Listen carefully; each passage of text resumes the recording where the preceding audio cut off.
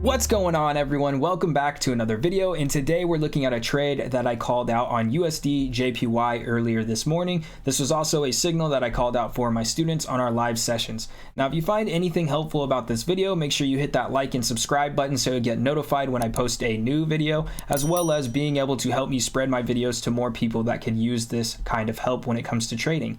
So with that being said, if we look into the past, you can see right here that USD JPY had hit a very strong resistance point right here. Every time price came into this, it was instantly rejected. We can see right here initially that a triple top was formed with a neckline retest, pushing price right back down, and then price comes back into that area, forming a double top, once again getting pushed right back down after retesting the neckline of that formation. Then we get a double bottom with a neckline retest, pushing price right back up into this resistance area, and on this final touch of this resistance area, we notice that price forms a head and shoulders. Here's our right shoulder, here's our left shoulder, here's our right shoulder, and here's roughly the area of the neckline right there. So you can see how price forms this reversal pattern, and all we had to do was wait for price to retest this area. Let me drag that down a little bit better. There we go.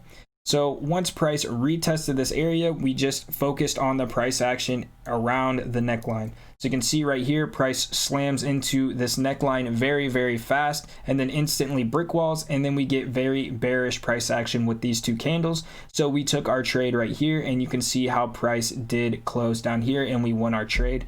Now, if we look into the future, you can see how price still respected the neckline, even though it came back to test it one more time before dropping all the way down here. So this was a really easy trade. I mean, what more confirmation do you need? You have three reversal patterns hitting the same area, showing you that price no longer can move up.